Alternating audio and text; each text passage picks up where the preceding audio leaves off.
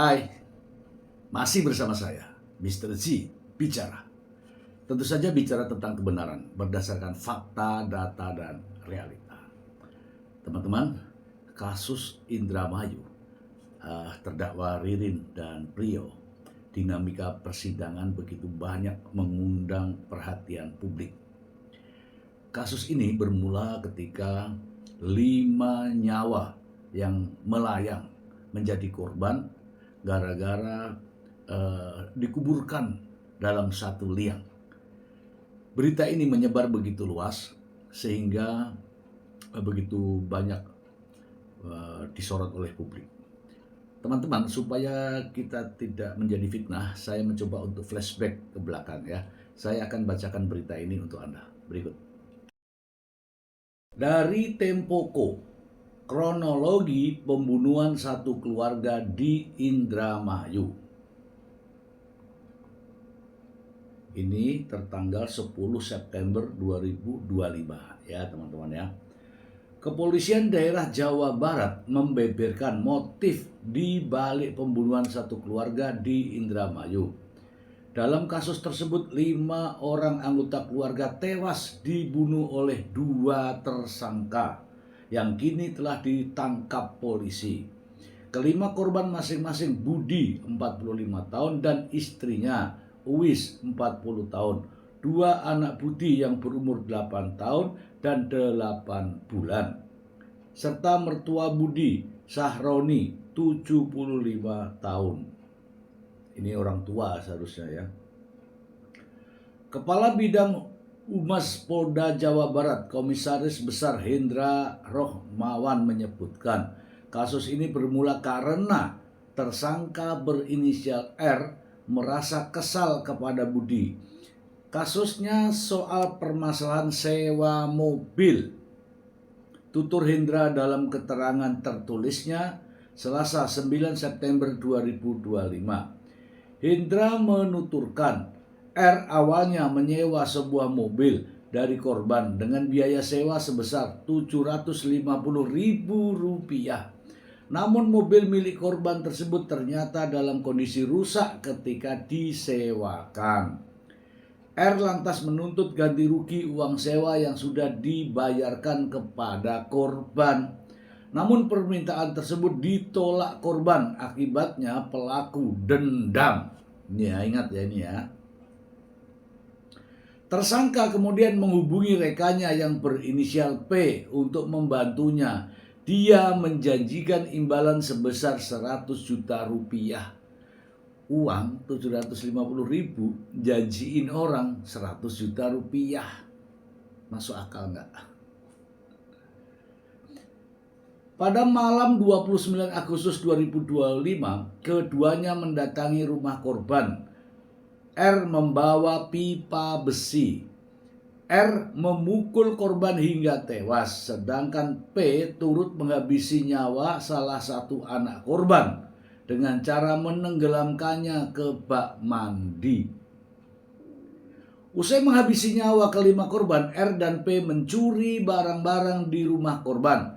Mereka membawa kabur uang tunai sebesar 7 juta rupiah, 2 unit kendaraan, 3 telepon genggam, serta perhiasan emas milik korban, melarikan diri ke sejumlah kota.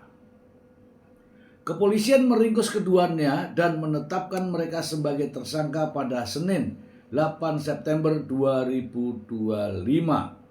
Pembunuhan satu keluarga di Indramayu ini terungkap setelah saksi bernama Niko bersama istrinya mendatangi rumah korban pada Senin sore 1 September sekitar pukul 16.00 WIB. Begitu tiba di halaman rumah, Niko mencium bau busuk yang menyengat. Niko lalu mendobrak pintu dan memeriksa seisi rumah korban. Ketika memeriksa bagian belakang rumah, Niko menemukan sebuah gundukan tanah yang mengeluarkan bau tidak sedap. Polisi kemudian langsung melakukan penggalian di gundukan tanah tersebut dan menemukan 5 jasad yang terdiri dari 3 orang dewasa dan 2 anak-anak. Jenazah telah dibawa ke Rumah Sakit Bayangkara Losarang, Indramayu untuk dilakukan identifikasi dan autopsi, ujar Kepala Seksi Humas Polda Jawa Barat. Kelima jenazah korban telah dimakamkan di tempat pemakaman keluarga di Desa Sindang, Kabupaten Indramayu pada tanggal 3 September 2025. Kepolisian memastikan bahwa proses hukum terhadap pelaku akan diproses sesuai dengan aturan hukum yang berlaku. Oke teman-teman, saya sudah bacakan. Nah, inilah berita di awal. Berita di awal yang cukup mencengangkan kita. Adanya 5 nyawa yang hilang, 1 keluarga. Kita akan bahas. Dan teman, saya juga memiliki banyak banyak berita lah ya, banyak berita terkait dengan kejadian tersebut. Macam-macam judulnya. Namun di sini tertulis motif daripada pelaku adalah dendam karena uang 750.000 rupiah. Kemudian menjanjikan P ini 100 juta. Masuk akal nggak kira-kira? Ya inilah faktanya. Rekan-rekan sekalian, modus operandi singkat dari kejadian ini, saudara tersangka ini R ini merasa kesal kepada korban ya saudara BA, karena sebelumnya pada tanggal 25 itu yang bersangkutan berencana untuk sewa mobil milik saudara BA ini ya. Mobilnya berupa Avanza ya. Kemudian yang bersangkutan ini sudah memberikan uang sewa tadi kurang lebih 750.000 ya. Kemudian pada tanggal 27 ya 27 yang bersangkutan ini ke rumahnya untuk mengambil kendaraan tersebut, tetapi ternyata kendaraannya ini sedang mogok ya.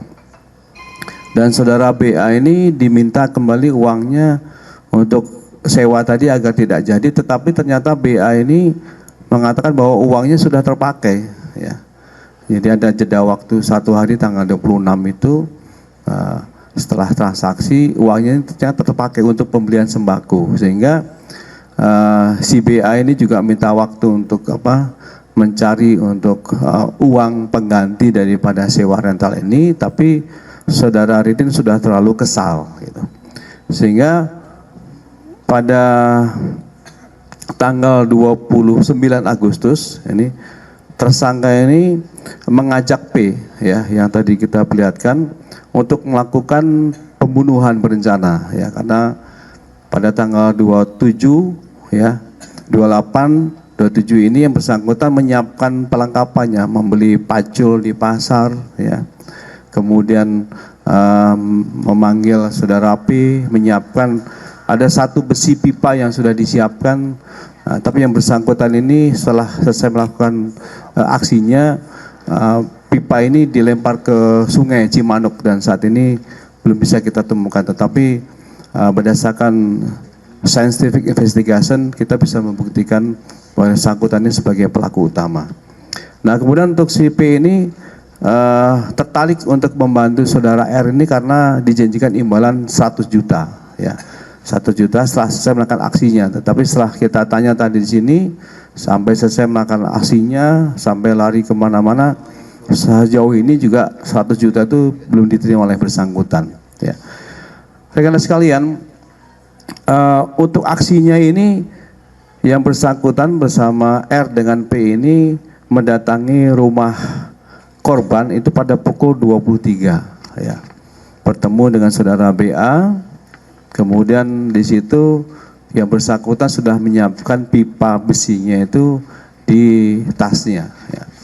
Kemudian di situ berbicara baik ya, dan membuat alibi ya.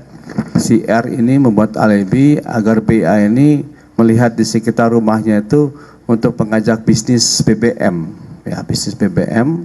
Nah kemudian diajak keluar, ya ke rumah di situ sekitar pekarangannya. Nah disitulah yang bersangkutan melakukan aksi yang pertama. Ya.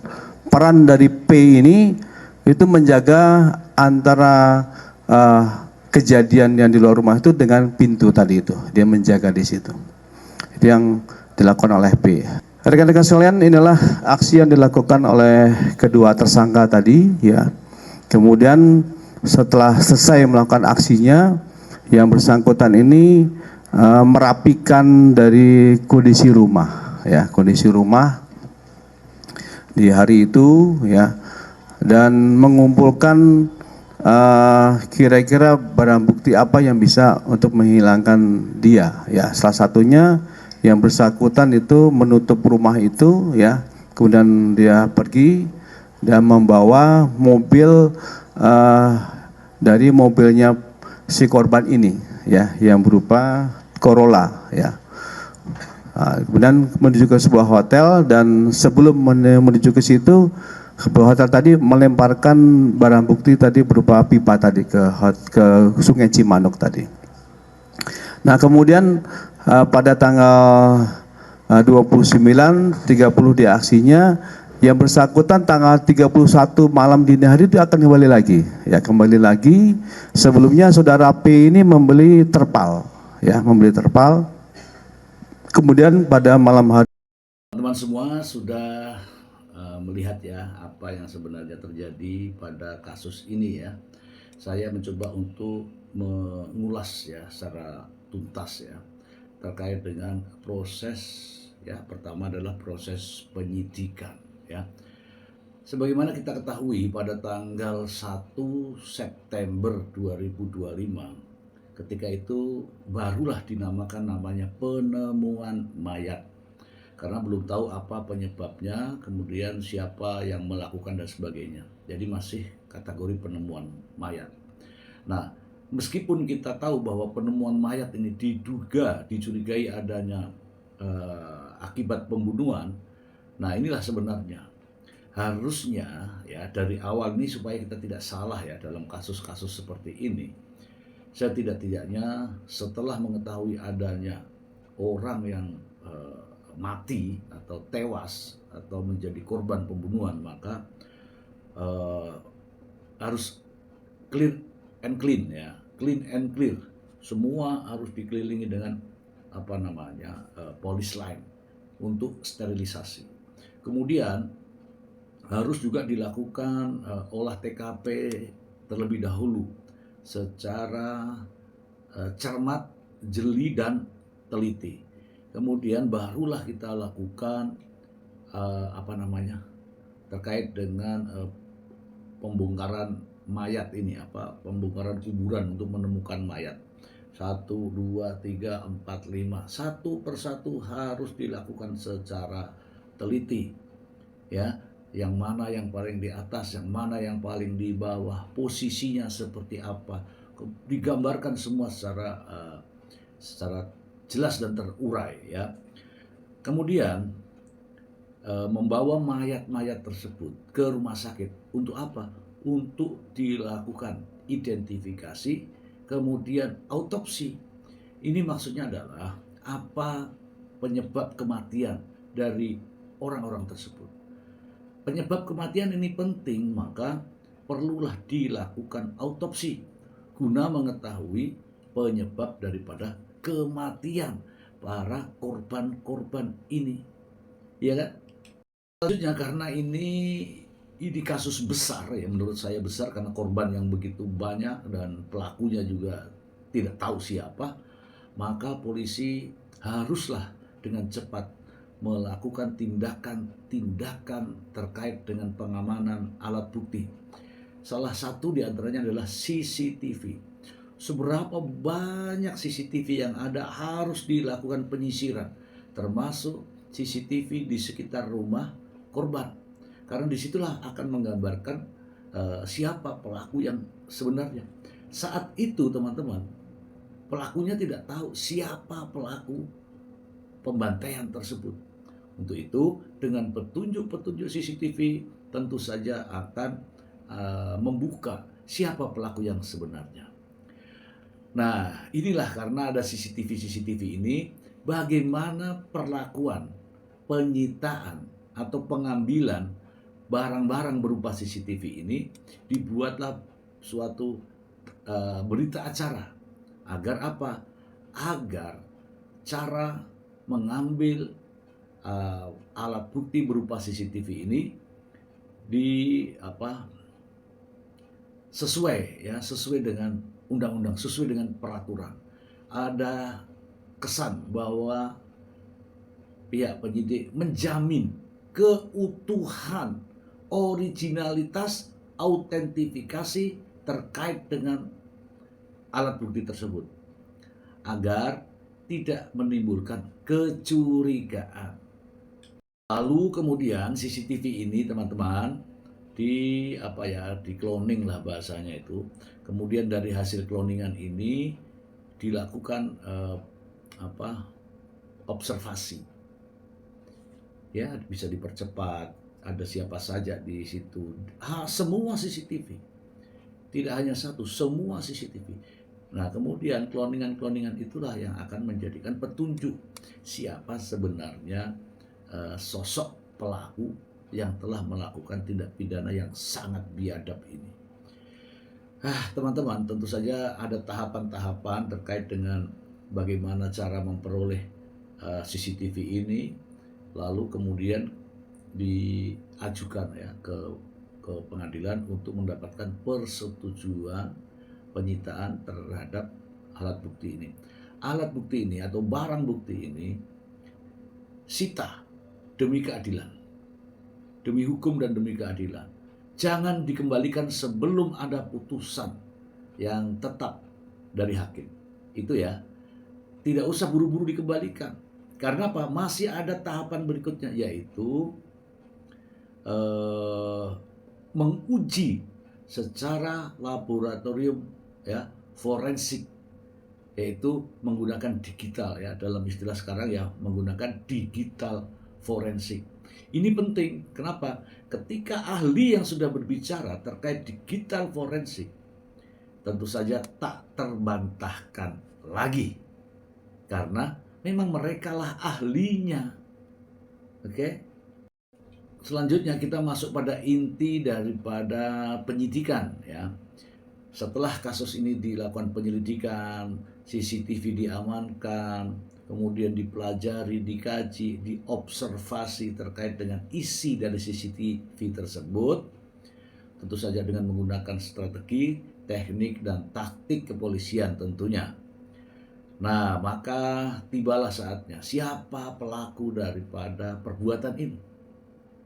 Barulah ada upaya-upaya penangkapan. Upaya-upaya penangkapan tentu saja di mana tersangka ini berada. Nah, setelah melakukan upaya penangkapan, jangan lupa ada barang-barang yang dibawa oleh terdakwa. Banyak barang dibawa oleh terdakwa. Contoh ya, pakaian, handphone, uang, apapun itu. Semua disita. Kemudian dipilih yang mana yang akan dijadikan sebagai barang bukti, yang mana yang akan dijadikan sebagai alat bukti. Kenapa demikian? Ingat, di dalam handphone tersangka akan mengungkapkan fakta bahwa ada percakapan antara tersangka dengan siapapun. Ya kan? Ada juga percakapan antara siapapun dengan tersangka. Dan dalam handphone ini juga dapat diketahui kemana saja selama ini keberadaan tersangka. Makanya handphone ini penting teman-teman, harus dilakukan pemeriksaan secara detail.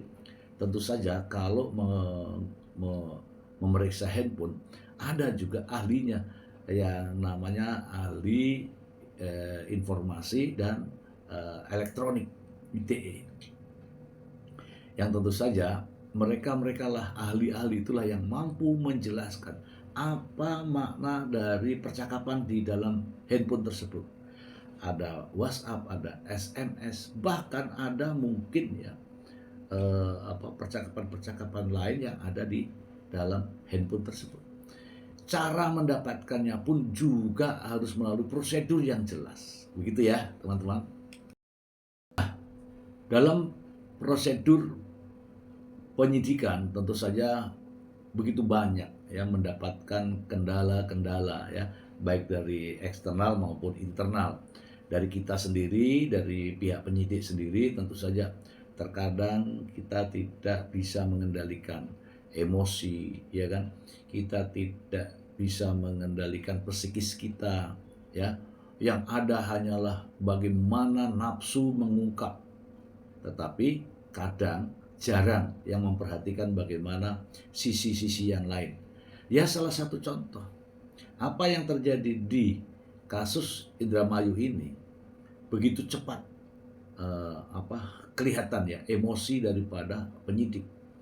Begitu ditemukan tanggal 8 ya, tanggal 9 sudah luka semua itu. Ada penembakan di kaki dan sebagainya. Ini juga menimbulkan pertanyaan. Padahal seharusnya ini, mohon maaf ya teman-teman, seharusnya bisa kok dipelihara, maksudnya dijamin ya, tetapi disampaikan agar tetap jujur, jangan berbelit-belit. Ya tentu saja menggunakan strategi ya, teknik dan taktik. Ya kalau begini kan yang repot juga penyidik sendiri kan. Mau ditanya dia dalam kondisi sakit, mau digali keterangannya dia dalam kondisi lemas, yang repot jadi kita sendiri. Biarkan dalam kondisi segar, namun ya tentu saja dengan cara-cara kita untuk mendapatkan keterangan. Ya, jangan cuma sekali, 2 kali, 3 kali bertanya, haruslah berulang-ulang.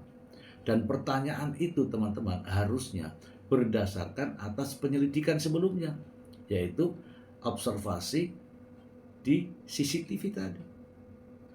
Bukan tanpa dasar. Misalnya sosok ini siapa, yang terekam CCTV ini siapa. Agar apa? Agar tersangka pada saat itu tidak bisa mengelak, tidak bisa mengarang cerita karena ada fakta di dalam CCTV itu. Ya kan? Kalau dia mengelak, perlihatkan CCTV lagi. Ini buktinya Anda ada di sini.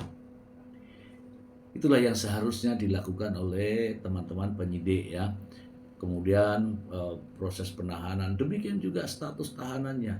Jangan sampai tersangka ini disatukan. Harus dipisahkan karena apa? Ada keterangan yang harus dikonfrontasi nanti.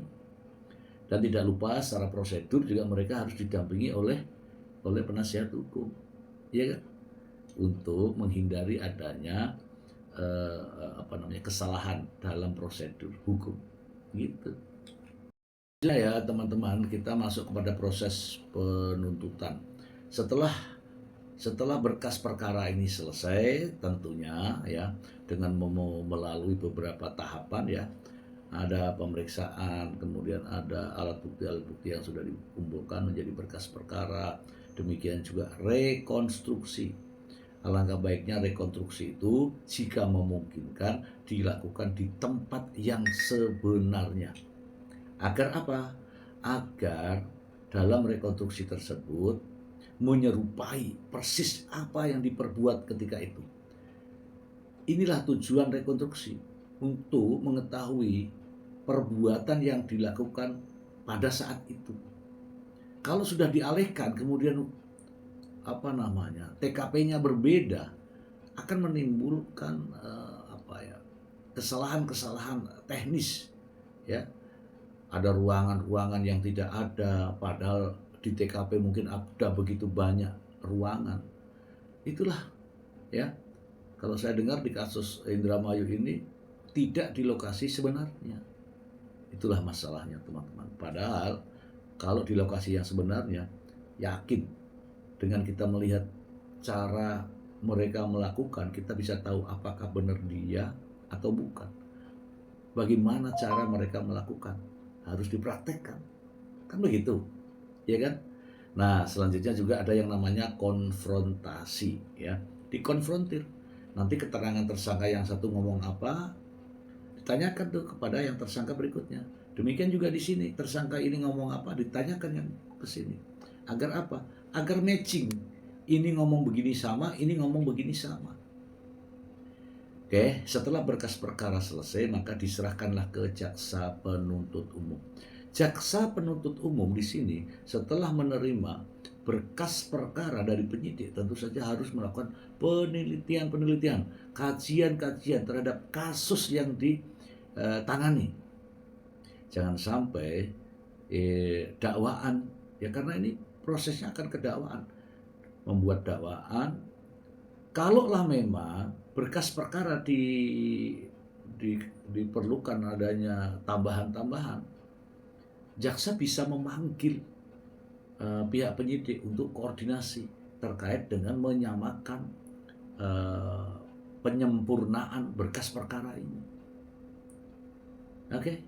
Nah, selanjutnya jaksa penuntut umum akan membuat yang namanya surat dakwaan. Dan surat dakwaan ini harus memiliki nilai, ya. Nilai tentu saja harus diyakini dulu bahwa dakwaannya akan menang, bahwa dakwaannya akan bisa dibuktikan. Dalam membuat dakwaan, jaksa harus cermat, harus jelas, harus lengkap. Jangan sampai ada kesalahan sedikit pun, tidak boleh. Kenapa? Karena kesalahan sedikit pun jaksa terkait dengan dakwaan ini berakibat fatal. Bahkan dianggap dakwaannya batal demi hukum. Itulah yang jadi masalah, teman-teman. Jangan sampai itu terjadi. Oke? Nah, teman-temanku, melihat dari dinamika perkara ini, setelah diproses pembuktian, ya, dibacakanlah dakwaan, kemudian terdakwa menolak dakwaan, ya kan, mencabut berkas perkara, mencabut BAP, kemudian dipanggilnya saksi-saksi. Tibalah saatnya mereka ini yang saling bersaksi, yaitu terdakwa dengan terdakwa yang lain. Dengan bersaksi, mereka berdua ini harapannya adalah untuk menyinkronkan apakah benar perbuatan ini sesuai yang didakwakan jaksa. Inilah terjadi dinamika di sini, teman-teman. Ada pengakuan yang tidak sama, kemudian ada juga kesaksian yang berubah-ubah. Dinamika yang terjadi, teman-teman. Nah, dalam pembuktian ini juga muncul keterangan baru, bergantinya pengacara baru, muncul TKP baru, muncul barang bukti baru, muncul CCTV semuanya. Inilah yang membuat kita semua juga menjadi pusing ya melihat ini. Tidak begitu lancar ini kasus ini. Jadi ada saja terus menerus. Nah, selain itu juga dihadirkan begitu banyak saksi perbalisan dalam kasus ini, luar biasa. Ada penyidik, ada Inavis, ada ITE, hampir rata-rata dihadirkan untuk menjelaskan kembali fakta-fakta permasalahan ini. Ada juga saksi ahli yang dihadirkan, ada juga CCTV, ada juga handphone. Ini juga semua dihadirkan.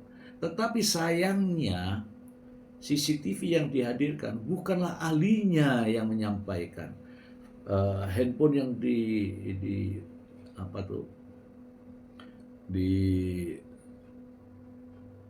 dilakukan pengecekan itu bukan ahlinya. Seharusnya jika saja ini ahlinya clear. Kenapa? Karena ahli itu ketika memberikan pendapatnya itu tak lagi terbantahkan, karena mereka melakukan itu sudah menggunakan cara-cara ilmiah yang tentu saja tidak bisa dibantah, karena itulah teorinya dan sudah itulah cara melakukannya. Nah, kalau yang kemarin itu kan videonya dinarasikan sendiri oleh penyidik, yang tidak ada menjadi ada, dugaan, kemudian asumsi, pendapat dan sebagainya. Tidak ada dasar-dasar yang menguatkan, ya. Seperti kalau ahli mengatakan A, mengapa Anda katakan A? A adalah begini, begini, begini. Ada teori-teori yang dipakai. Itulah yang terjadi, teman-teman. Sehingga menimbulkan begitu banyak dinamika. Nah, teman-teman, setelah munculnya TKP baru, bingung lagi teman-teman. Karena TKP baru yang sebenarnya itu sudah juga tidak steril. Ya kan? Tidak steril. Kemudian sudah banyak orang yang masuk ke TKP itu.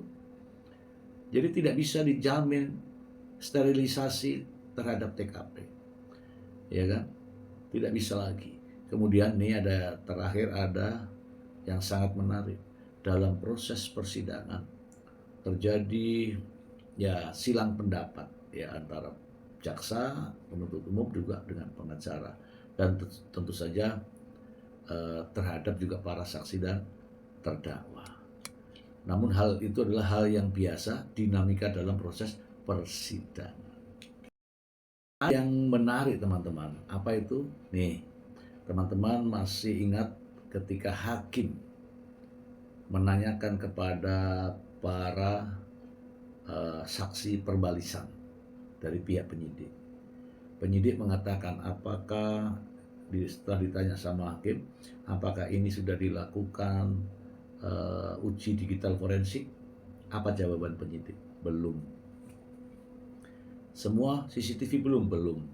Nah ini teman-teman, hakim melihat ini semua ya, karena perlakuan terhadap CCTV itu sangat berbeda, maka hakim meminta kepada jaksa penuntut umum agar semua CCTV itu dilakukan dengan uji digital forensik. Termasuk adalah katanya ditemukan bercak darah di 7 titik.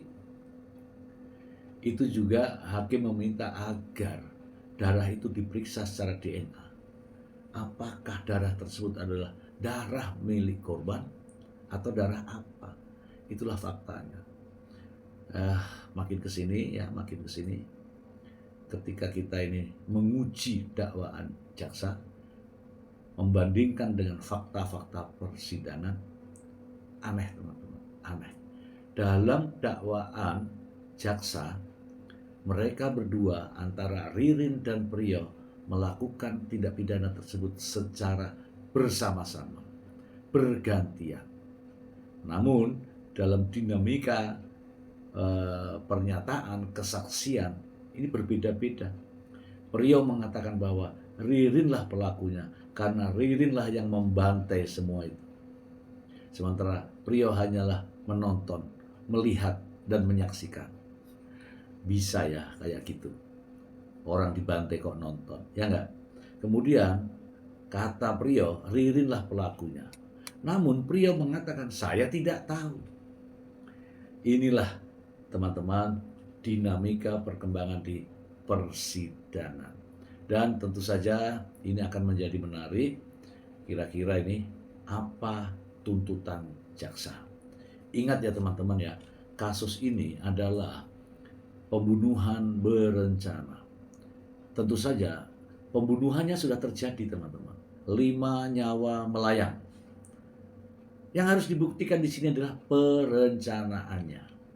Siapa yang merencanakan, bagaimana perencanaannya, sehingga menimbulkan korban 5 orang ini. Unsur perencanaan sangat penting. Kenapa? Karena ini terkait dengan pembunuhan berencana. Yang ancamannya maksimal adalah hukuman mati, minimal 20 tahun. Ada hukuman mati, hukuman seumur hidup, dan 20 tahun penjara. Ini tentu saja berbeda ya teman-teman ya, karena sudah ada limitatif di situ. Paling minim adalah 20 tahun. Yang repot lagi, kalau perencanaannya tidak terbukti sementara menggergaji palunya 4 hari sebelumnya. Ya, saya yakin dengan apa yang menjadi dakwaan jaksa di sana, ya semoga saja bisa dibuktikan. Kemudian permintaan hakim terkait dengan adanya uji digital forensik. sebagai salah satu syarat utama sah atau tidaknya alat bukti. Semoga saja bisa mampu menghadirkan dalam proses persidangan ini, meskipun agak terlambat. Gitu ya teman-teman, semoga informasi ini bermanfaat untuk kita semua. Terima kasih. Bye.